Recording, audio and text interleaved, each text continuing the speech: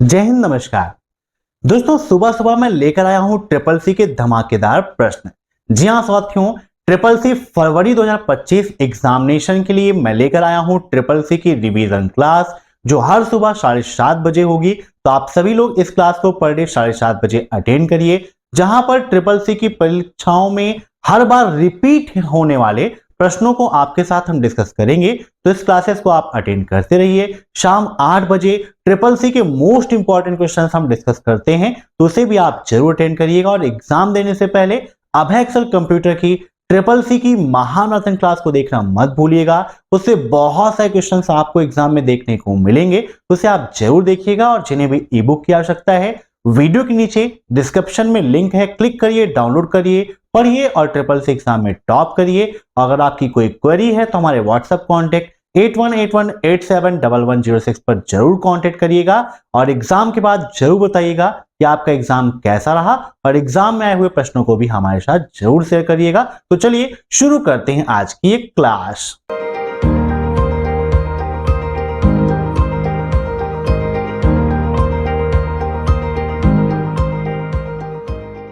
पहला क्वेश्चन है, triple C revision class का निम्न में से किस व्यक्ति को व्यक्तिगत ब्लॉगिंग का संस्थापक कहा जाता है? प्यारा labs, Justin hall, Andrew Saran या ब्रांड फिच? बताइए क्या होगा इसका राइट आंसर? पर्सनल ब्लॉगिंग, इसका संस्थापक किसे कहा जाता है? क्वेश्चन को ध्यान से पढ़िएगा। इन सभी प्रश्नों को आप सभी लोग मॉक टेस्ट के रूप में लेते रहिए और कमेंट बॉक्स में आंसर देते रहिए। वीडियो क्लास में आप जरूर बताइएगा कि आपके कितने क्वेश्चन सही हुए हैं। यहां पर यह नहीं कहा गया कि ब्लॉगिंग का संस्थापक कौन है।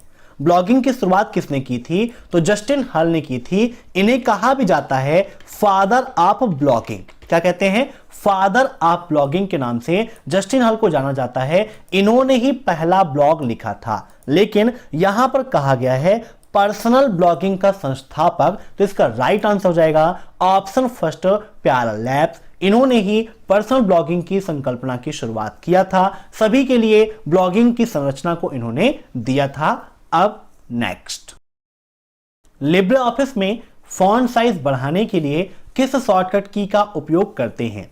Shift plus close bracket, shift plus close bracket के साथ में कंट्रोल के साथ में close bracket, control plus shift plus close bracket या control plus R plus close bracket? बताइए फॉन्ट साइज को बढ़ाने के लिए किसका उपयोग करते हैं?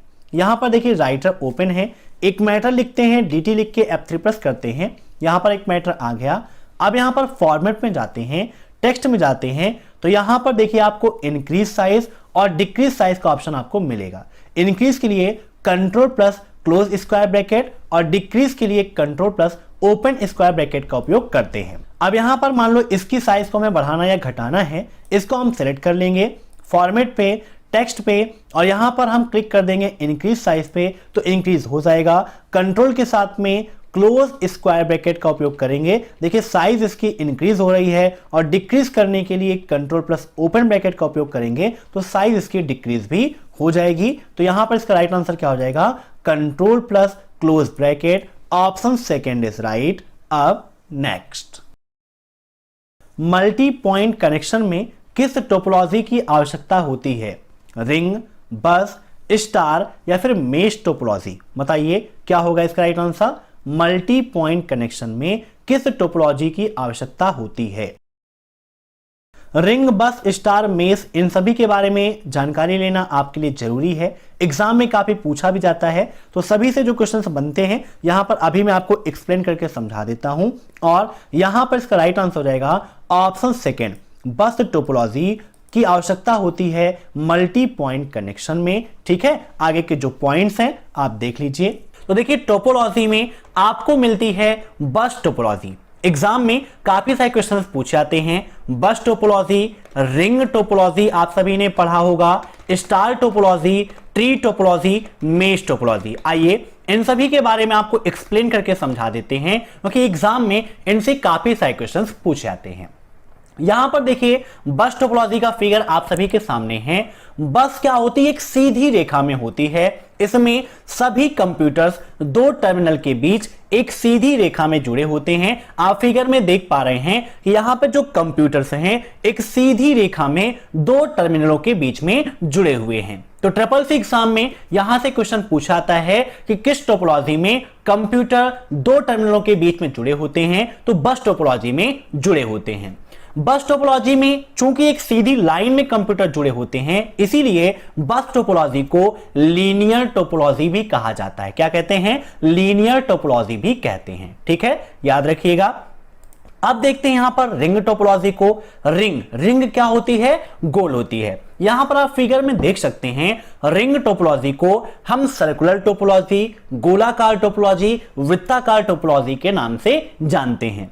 रिंग टोपोलॉजी में क्या होता है, आप देखिए यहां पर एक कंप्यूटर अपने पास वाले कंप्यूटर से जुड़ा हुआ है। मींस जहां पर एक कंप्यूटर अपने अधीनस्थ कंप्यूटर से जुड़ा होता है वही है रिंग टोपोलॉजी। तो ट्रिपल सी में यहां से भी एक क्वेश्चन बन जाता है कि किस टोपोलॉजी में प्रत्येक कंप्यूटर अपने अधीनस्थ कंप्यूटर से जुड़े होते हैं, तो रिंग टोपोलॉजी में जुड़े होते हैं।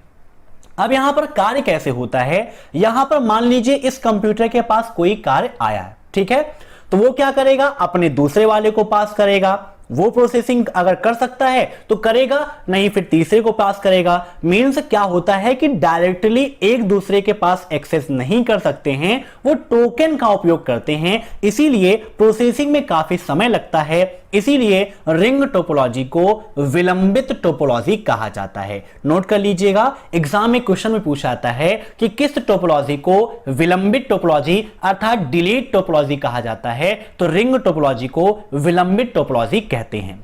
साथ ही साथ यहां पर यह क्या करता है? टोकन विधि का उपयोग करता है ना, एक दूसरे को पास करता है, इसीलिए रिंग टोपोलॉजी को टोकन विधि टोपोलॉजी या टोकन रिंग टोपोलॉजी भी कहते हैं। ठीक है, अब बात कर लेते हैं स्टार टोपोलॉजी की।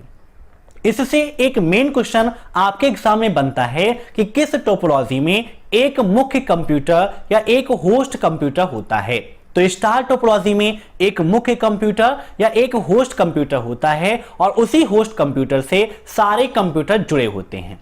एक क्वेश्चन ट्रिपल सी एग्जाम में यह भी पूछा जाता है कि स्टार टोपोलॉजी में किसी एक कंप्यूटर के खराब होने पर क्या अन्य कंप्यूटर कार्य करना बंद कर देते हैं? तो ऐसा बिल्कुल भी नहीं है, क्योंकि यहां पर देखिए सब मेन कंप्यूटर से जुड़े हैं। एक खराब है, दूसरा चलेगा, तीसरा चलेगा, चौथा चलेगा। लेकिन अगर होस्ट कंप्यूटर में किसी प्रकार की कोई भी खराबी आती है तो आपका पूरा नेटवर्क काम करना बंद कर देता है।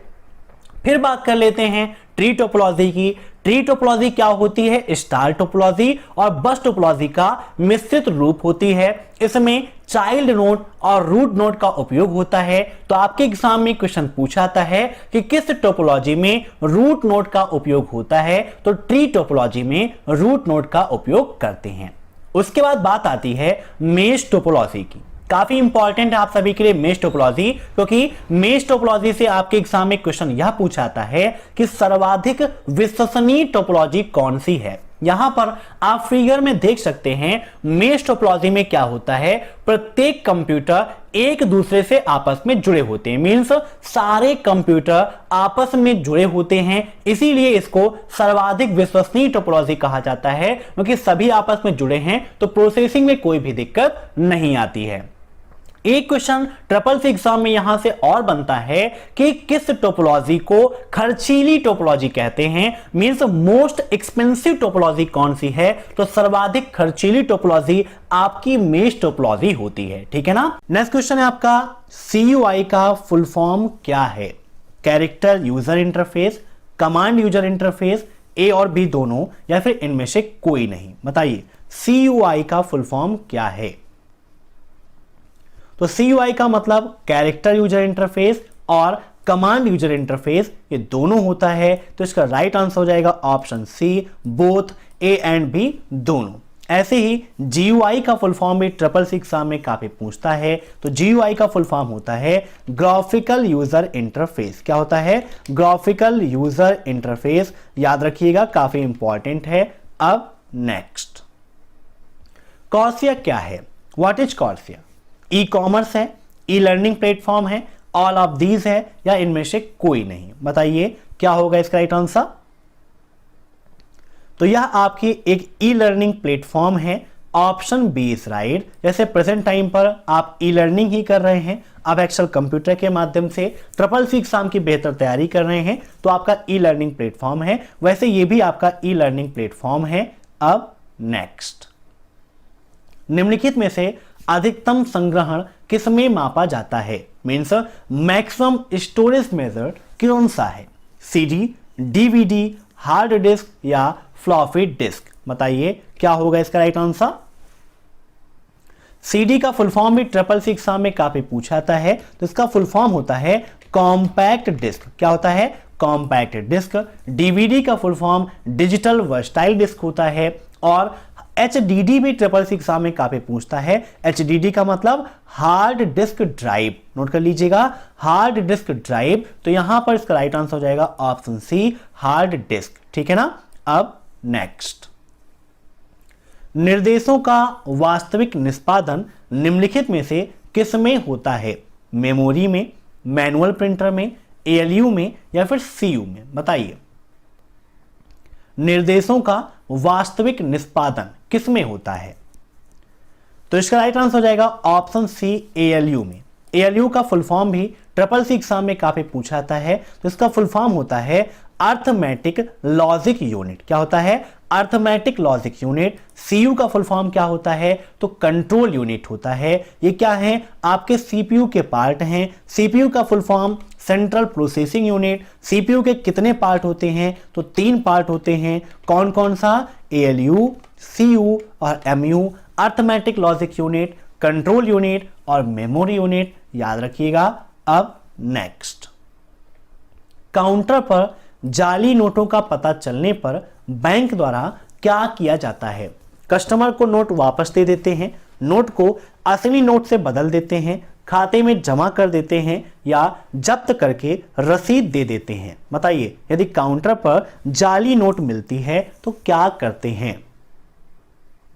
तो इसका राइट आंसर हो जाएगा ऑप्शन डी, जब्त करके एक रसीद दे दी जाती है। Option 4 is right. अब नेक्स्ट, निम्नलिखित में से कौन सा सिंगल यूजर ऑपरेटिंग सिस्टम है? यूनिक्स, लाइनेक्स, MS-DOS या फिर इनमें से कोई नहीं? तो इसका राइट आंसर हो जाएगा ऑप्शन सी, MS-DOS आपका एक सिंगल यूजर ऑपरेटिंग सिस्टम है, जबकि यूनिक्स और लाइनेक्स आपका multi user multitasking operating system होते हैं। MS-DOS का विकास कब हुआ? यह क्वेश्चन भी CCC एग्जाम में काफी पूछा जाता है। तो MS-DOS 1981 में डेवलप हुआ था माइक्रोसॉफ्ट के द्वारा। अब नेक्स्ट, एड्रेस 127.0.0.0 क्या कहलाता है?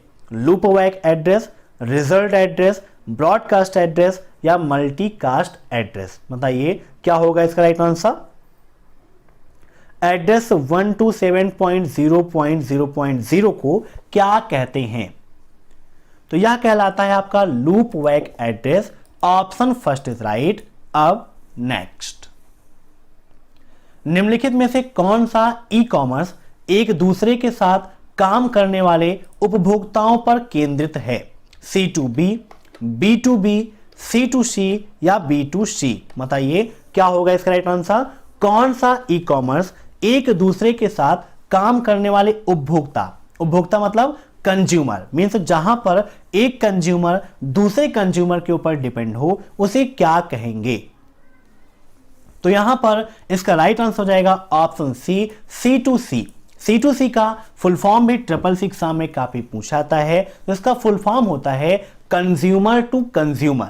ऐसे ही C2B का फुल फॉर्म पूछा जाता है, तो इसका फुल फॉर्म होता है कंज्यूमर टू बिजनेस। क्या होता है? कंज्यूमर टू बिजनेस, याद रखिएगा, काफी इंपॉर्टेंट है। B2B का फुल फॉर्म क्या होता है? बिजनेस टू बिजनेस होता है। क्या होता है? Business to business. C2C का full form consumer to consumer. और ऐसे ही B2C का फुल फॉर्म होता है बिजनेस टू कंज्यूमर। ठीक है, तो सभी का फुल फॉर्म आप याद रखिएगा, काफी एग्जाम में पूछा भी जाता है। अब ऐसे ही आपसे पूछ लेगा कि अगर मारुति सुजुकी एमआरएफ से टायर खरीदती है तो इसके बीच में कौन सा संबंध होगा? तो इसके बीच में क्या हो जाएगा? B2B, क्योंकि मारुति सुजुकी भी आपकी एक कंपनी है और एमआरएफ भी आपकी एक कंपनी है, तो B2B के अंतर्गत आएगा। ये क्वेश्चन 666 एग्जाम में काफी पूछा जाता है। अब नेक्स्ट, मेल के संदेश भेजने हेतु प्रेषित का पता लिखने की प्रक्रिया किस प्रोग्राम के अंतर्गत संपन्न होती है? मैसेज विंडो में, एड्रेस बुक में, कॉन्टेक्ट में या हेडर्स में? बताइए क्या होगा इसका राइट आंसर। तो मेल के संदेश भेजने हेतु मीन्स जिसको भी मेल भेजना है उसका जो एड्रेस है वो हम एड्रेस बुक के अंतर्गत लिखते हैं। Option second is right. तो मैं आशा करता हूं कि आज की यह क्लास आप सभी लोगों को पसंद आई होगी। दोस्तों, कल के क्लास में हम 50 मोस्ट इंपॉर्टेंट क्वेश्चंस आपके साथ डिस्कस करेंगे, तो इस क्लास को देखना मत भूलिएगा शाम 8 बजे। अगर आपको यह क्लास पसंद आई हो तो वीडियो को लाइक कर दीजिए, कमेंट बॉक्स में जरूर लिखिएगा कि आपका सुझाव क्या है, और चैनल से जुड़ने के लिए जो सब्सक्राइब वाली बटन है उस पर क्लिक करिए, बेल आइकन को प्रेस कर लीजिए ताकि टाइम टू टाइम आपको यह सब कुछ मिलता रहे जो भी चैनल पर अपडेट होता है। Thanks for watching my video. फिर मिलते हैं नेक्स्ट क्लास में कल शाम 8 बजे। तब तक के लिए बाय बाय।